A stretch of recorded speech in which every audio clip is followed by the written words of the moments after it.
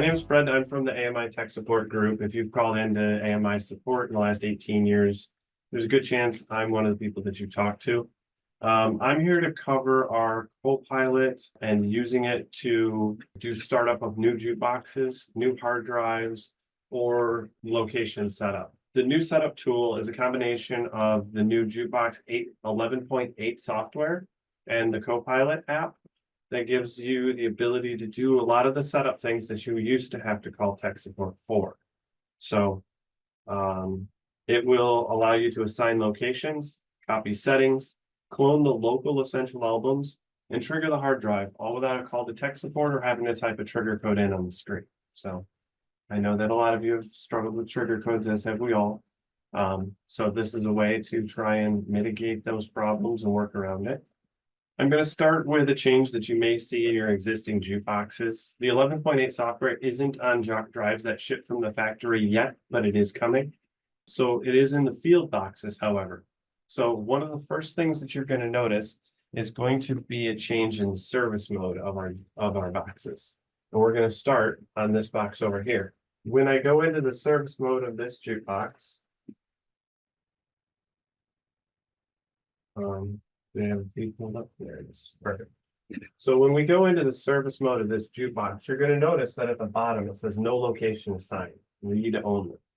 What that's telling us is that this jukebox is not assigned to a location. So if we go in and we try to set anything up, change our volume settings or our links or our limits, these are in read-only mode. It won't let us make any changes to this because it doesn't have a place to back those settings up to. Those settings are now tied to a location. In the same way that the mobile app is tied to a physical address, these settings are now tied to an address.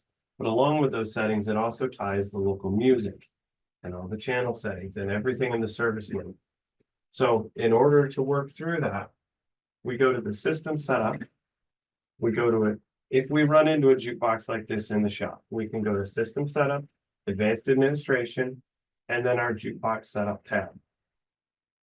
And again, like with the Copilot app, when we're creating users, we get a QR code.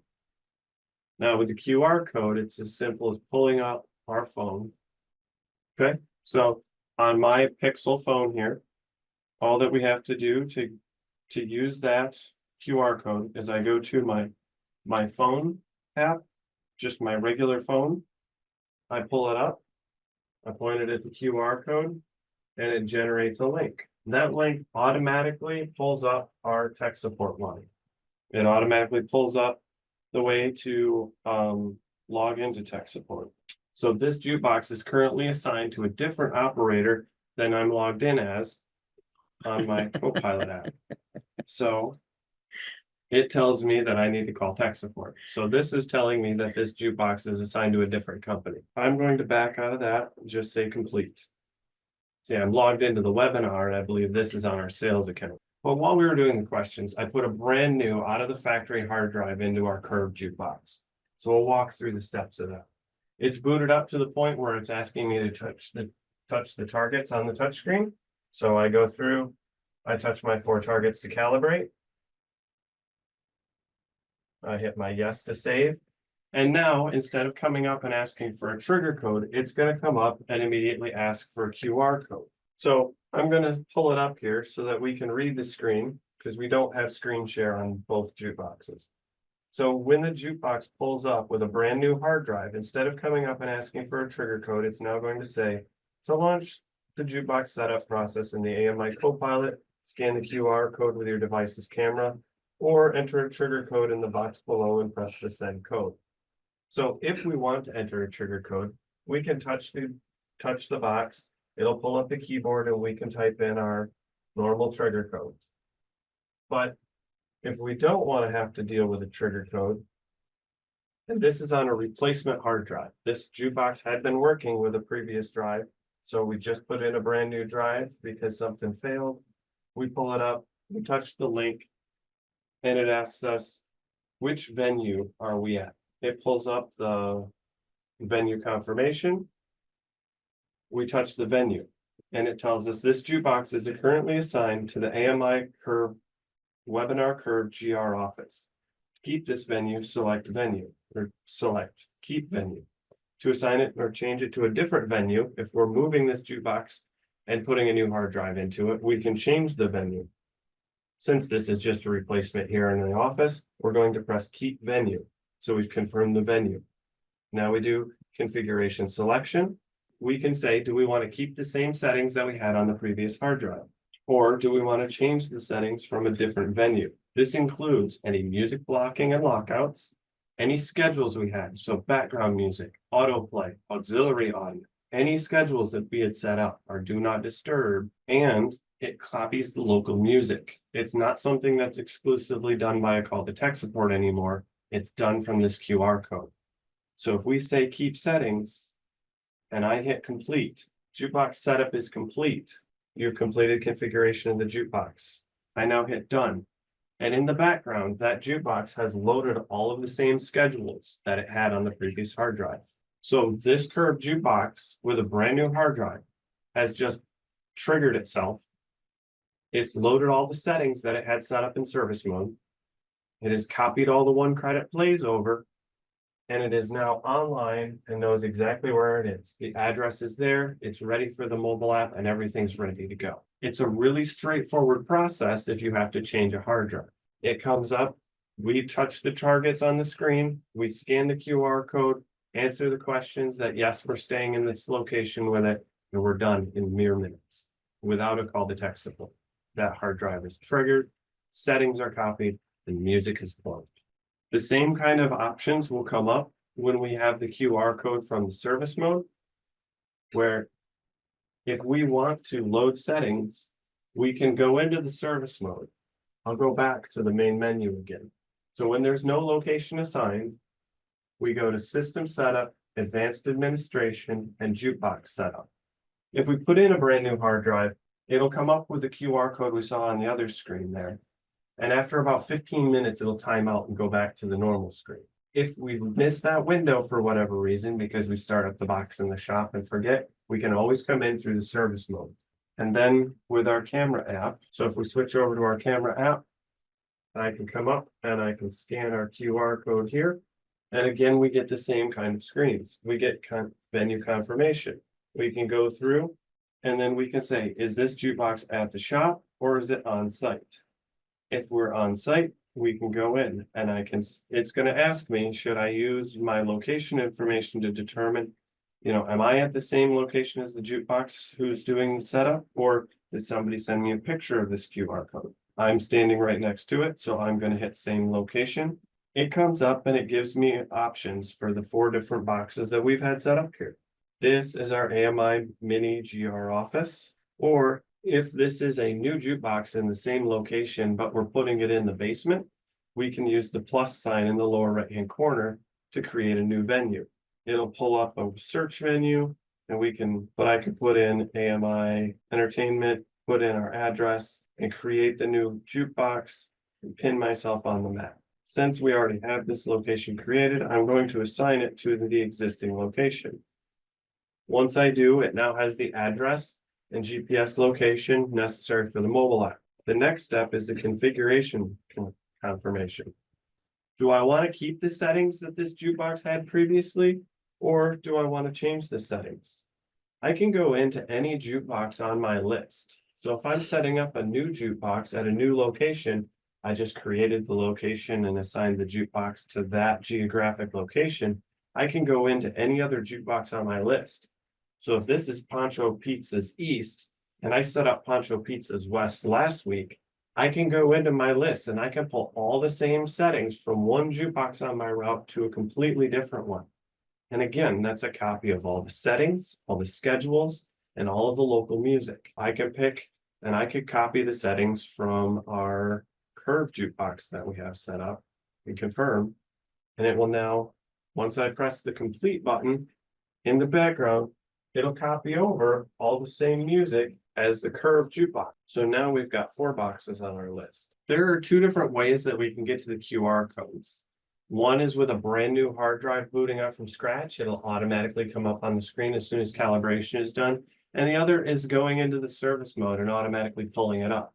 Now, since we created those locations, because Harry created that ad already, you may have seen just the pool ad that Harry created mere minutes ago flashing up on the screen behind me. And now that we have the location created, when I return back into service mode on the mini jukebox, we can now see that I have all the options. You may not be able to see it because it's a little washed out. Now we can see that it no longer says read-only mode at the bottom. That's how we know that we successfully assigned it to a location. But we can always check which location by going to the AMI logo in the upper left-hand corner of the screen. The same place that the little Wi-Fi with the X signal shows up when we lose internet connection. If we touch that location on the screen, it comes up and it will tell us about this jukebox and the address it's registered to. So if we ever have a question of if this jukebox is in the right spot, that's the easiest way to check when we walk up. I think I'm ready for any questions that anyone might have. So if we've got anything coming up. Here's a question. Can you move a jukebox from a location to the warehouse? You should be able to move the jukebox from a location to the warehouse by going into the service mode. Service mode, system setup, advanced administration, jukebox setup. When you scan that QR code, so with the venue confirmation, so from our curve jukebox, it tells me it's currently assigned to the webinar GR curve. I can change venue and I can assign it at shop. I can tell it it's at shop. I can say accept, and now it will go to the AMI webinar shop location. I can keep the default settings and I can complete. And now that AMI webinar is assigned to the AMI webinar location, the shop version of the location. So yes, you can move it to the shop. When you scan that QR code from the service mode, you can move it to a new location. You can either choose to keep the venue or change. Another question, will price settings copy over also? Yes, price settings will copy over also. Can we retire a jukebox and how? Jukeboxes cannot be retired through the Copilot app that I'm aware of at this point. I've looked around, I have not seen that option in there. I believe that only can be done from the AMI operator website still. Or you can call us in tech support and we can do that. There are no moving parts on a hard drive. How does this fail? I wish I had a good answer for why hard drives fail. I can say I'm glad we're not running Windows ME because I had to reload the operating system in college every other week. But I don't know why solid state hard drives fail. If I knew that, I'd be rich. If I upgraded to a new one, then can I sell the old one, jukebox, I assume, to another vendor? Yes, jukeboxes can be sold from one vendor to another. We have a form that gets filled out to move it from one operator to another. So if there's any questions, we can help in tech support with that. Another question. SSDs only have a finite amount of writes before they start to fail. We've only had SSD failures so far. Had one, it said. Okay. I think that was just a fair comment. Okay. Yeah. Are there any other questions? There's one other question, Tony, that I don't think was answered. And I'm sorry if it was. The one question says, how do you access the service mode without opening the box? There's two different ways that we can access the service mode without getting into the box. The way that we have set up, that I'm using in front of you today, is through the system setup and security. The second checkbox down allows us to enable service mode from the patron UI. It gives us 3 different options for level 1 code word, level 2 code word, level 3. Level 1 can go in, look at a few things, can't add credit. I don't even think they can collect the money. Level 2 can go in and collect the money, but can't add credits or change schedules. And level 3 is what everyone's familiar with. We can set security enabled and have a password from the UI. But when this box is checked and I hit save and exit service mode, when I touch the AMI logo in the upper left corner, down here in the lower right, I don't know if you can't see where I'm touching, but there's a little wrench down here in the lower right hand corner. When I touch that wrench, it brings up my keyboard. When I type in the letter A, which was the password we had set in our security screen, it lets me into the service mode. So that's how we've got these set up for ease of use, and we're not swinging the doors open and closed. The other way that you can get into the service mode without opening the jukebox. It's from the AMI Copilot app, like Harry showed us earlier. If we go into the AMI webinar and we go to operator and we go to service and calibration, we can launch the service mode. And on the curved jukebox just to my left that you can't see right now, I pulled up the service mode. I can also, so on the bottom, you can see the white panel where the service mode is. I can also close the service mode right from my Copilot app and it immediately closes. So if you forget your keys or your collector's on site and doesn't want to open the box, or you're trying to troubleshoot and don't want to risk it, you can do that. Additionally, it can save you a service call if the location says that they're touching the H and all that's happening is the F. You can sit on your couch at home and pull up the Copilot app, hit launch calibration, continue, and immediately you can see the white screen pop up. We touch our 4 targets again. And we hit yes. And it saves. Now our screen is calibrated and you didn't have to drive to the location and do it yourself. As long as you've got someone sober enough to touch targets and hit yes. Good luck some nights. Okay, question, what to do with jukeboxes that we trash, quote unquote? They still show up on the AMI site. Sure, you can call us in tech support. We can retire those jukeboxes, or we can, you know, if we know that they've been destroyed in a fire, we can move them to a destroyed. We can basically filter them out of the list for you. We can retire or destroy, put them into a destroyed list box. That'll remove them. Question, can the language be swapped to Spanish since 90% of my route is Spanish speaking? Talking about the manager mode. This Manager service mode. Yes. For the user interface and for the service mode, the answer is yes. For the service mode, if we touch language in the upper left-hand corner and then touch Espanol Mexico, we can save that. And now everything in the service mode comes up in Spanish. So if we go to diagnosticos and event and error logs, the Biscona de events and errors, the messages from the logs still generate in English because they're still English computer, you know, it was programmed in C in English, or maybe it's not C, I don't remember. But the commands around them are all in Spanish. And the rest of the menus are in Spanish.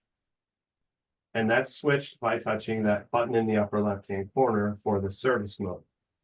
If you have a location where all the patrons speak Spanish, but you want the user interface for, you know, you want the patrons to see it in Spanish, but you want the service mode to still be in English, and that's an on-off switch. If you exit service mode with it in Spanish, the next time you come back in, it will be in Spanish.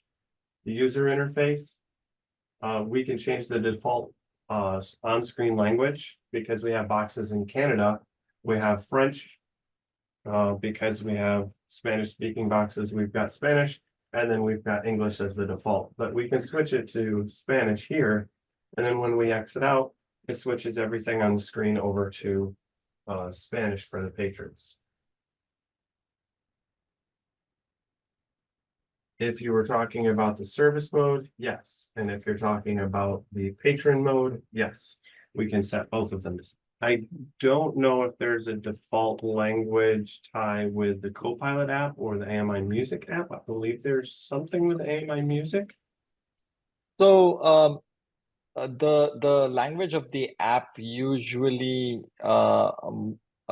if you're talking about the AMI Music app, if it's pretty smart. If the language on your phone is Spanish, the app automatically turns to Spanish. I think that should also happen for the AMI Copilot. Do not know if we support it today. It does switch, but there are some missing translations currently. Okay. So that's something in our list of It's a work in progress. completion. I don't have any other questions. Okay. I do have like some feedback on this jukebox setup process. Most of you already saw some of the testimonials we've been getting. The one from Mike Ram from E2 was he was ready to do backflips for us. So appreciate that. While people are using this, we're still discovering some flaws, but pretty much if you've got a jukebox on the right software and the Copilot and a drive that is compatible, this is now a very easy process, and we've got about last I checked about at least 25 operators who've been trying this. So pretty very exciting for some of the operators to do this in a record time. Yeah, I will say that I talked someone through doing a setup like this just about an hour ago on the phones in tech support, and they found it extremely simple. Yeah, if you've got questions or run into trouble, or like they had said, this video and the previous one about this setup will be posted on our AMI YouTube channel. You can go back and review, or you can call us in tech support. Maybe it'll be me that answers, and we'll be more than happy to talk you through any questions or help you out with any problems that you run into. We're not cutting out tech support for the app. We're still there. So let us know how we can help. I want to thank everybody very much for coming and for your attention. Hopefully we got some questions answered for you. And if you come up with questions later, you know where to find us. 877 Rock and Roll or the chat program. And again, we highly encourage you to take a look at our AMI YouTube channel. There's some really good information there. So please enjoy the rest of your day and let us know how we can help. Thank you.